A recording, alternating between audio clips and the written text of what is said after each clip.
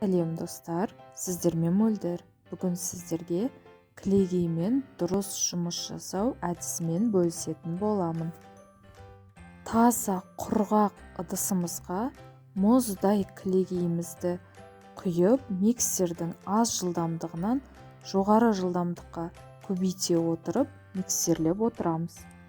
Содан соң илектен қант ұнтағын өткізіп, тағы да миксерлейміз. Миксерлеуге шамамен 5-7 минуттай уақыт кетеді.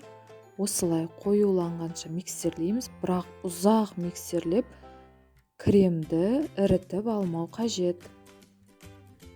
Кілегейіміз өте нәзік, үлпілдек, жұмсақ болып дайындалды. Өзінің формасын жақсылап ұстайды.